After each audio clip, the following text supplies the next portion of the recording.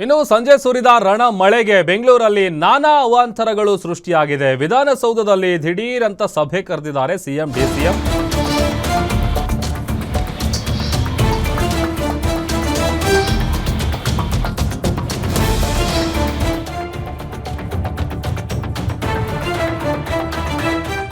ನಿನ್ನೆ ಸುರಿದಂತಹ ರಣ ಮಳೆಗೆ ಸಾಕಷ್ಟು ಅವಾಂತರಗಳು ಸೃಷ್ಟಿಯಾಗಿರುವಂತಹ ಹಿನ್ನೆಲೆ ವಿಧಾನಸೌಧದಲ್ಲಿ ದಿಢೀರ್ ಅಂತ ಸಭೆ ಕರೆದಿದ್ದಾರೆ ಸಿಎಂ ಡಿಸಿಎಂ.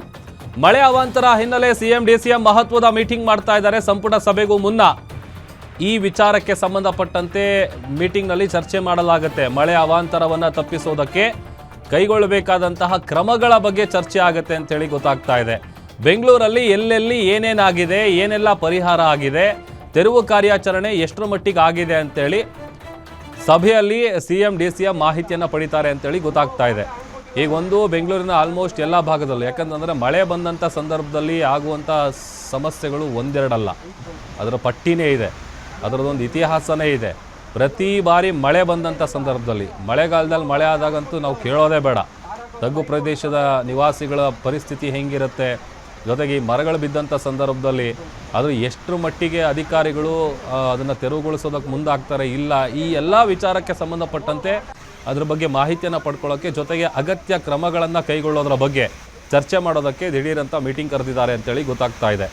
ಮತ್ತಷ್ಟು ಡೀಟೇಲ್ಸ್ ಕೊಡ್ತಾರೆ ನಮ್ಮ ಪೊಲಿಟಿಕಲ್ ರಿಪೋರ್ಟರ್ ದುರ್ಗೇಶ್ ದೂರವಾಣಿ ಸಂಪರ್ಕದಲ್ಲಿ ಜಾಯ್ನ್ ಆಗಿದ್ದಾರೆ. ದುರ್ಗೇಶ್, ಒಂದು ಕಡೆ ಬೆಂಗಳೂರಲ್ಲಿ ಸುರಿದಂಥ ಮಳೆಗೆ ಸಿಕ್ಕಾಪಟ್ಟೆ ಸಮಸ್ಯೆಗಳ ಸರಮಾಲೆನೇ ಸೃಷ್ಟಿಯಾಗಿದೆ. ಆಮೇಲೆ ಹೇಳಿ ಕೇಳಿ ಮಳೆ ಬಂದಂಥ ಸಂದರ್ಭದಲ್ಲಿ ಇದೆಲ್ಲ ಬೆಂಗಳೂರಲ್ಲಿ ಕಾಮನ್. ಬಟ್ ಈಗ ದಿಢೀರಂತ ಮೀಟಿಂಗ್ ಕರೆದಿರೋದ್ರಲ್ಲಿ ಏನೇನು ವಿಚಾರ ಚರ್ಚೆ ಆಗುತ್ತೆ, ಏನಿದೆ ಮಾಹಿತಿ?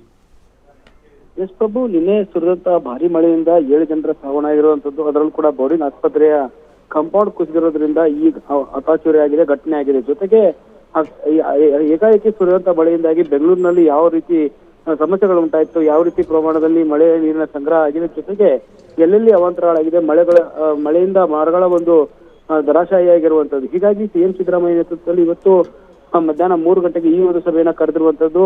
ಜಿಬಿಎ ಅಧಿಕಾರಿಗಳು ಮತ್ತು ಸಾಕಷ್ಟು ಸಿಎಂ ಸಿದ್ದರಾಮಯ್ಯ ಅವರ ಒಂದು ಸಭೆಯಲ್ಲಿ ಡಿಸಿಎಂ ಡಿ.ಕೆ. ಶಿವಕುಮಾರ್ ಅವರು ಕೂಡ ಭಾಗಿಯಾಗ್ತಾರೆ ಅನ್ನುವಂಥದ್ದು ಇರುವಂತದ್ದು. ಯಾಕಂದ್ರೆ ಸಿಎಂ ಸಿದ್ದರಾಮಯ್ಯ, ಡಿಸಿಎಂ ಡಿ.ಕೆ. ಶಿವಕುಮಾರ್ ಅವರು ಒಟ್ಟಿಗೆ ಸಭೆಯನ್ನು ನಡೆಸಿ ಮುಂದಿನ ದಿನಗಳಲ್ಲಿ ಯಾವ ರೀತಿಯ ಅತಾಚುರ್ಯ ಘಟನೆಗಳು ನಡೆಯಬಾರದು, ಮತ್ತೆ ಈಗ ಕಾಂಪೌಂಡ್ ಕುಸಿತ ಆಗಿದೆ, ಇಂತಹ ಕಾಂಪೌಂಡ್ಗಳು ಎಷ್ಟಿದೆ ಮತ್ತು ಬೆಂಗಳೂರು ನಗರದಲ್ಲಿ ಯಾವ ರೀತಿ ಏನು ಶಿಥಿಲಾವಸ್ಥೆಯಲ್ಲಿರುವಂತಹ ಕಾಂಪೌಂಡ್ಗಳ ಸಂಖ್ಯೆ ಎಷ್ಟಿದೆ ಅನ್ನುವಂಥದ್ದು ಕೂಡ ಅಧಿಕಾರಿಗಳಿಂದ ಮಾಹಿತಿಯನ್ನ ಪಡೆದುಕೊಳ್ಳುವಂಥದ್ದು. ಯಾಕಂದ್ರೆ 7 ಜನ ಸಾವನ್ನಪ್ಪಿರುವಂತದ್ದು ಒಂದೇ ಒಂದು ಘಟನೆಯಿಂದ. ಹೀಗಾಗಿ ಸರ್ಕಾರ ಇದರಿಂದ ಅಲರ್ಟ್ ಆಗಿದೆ.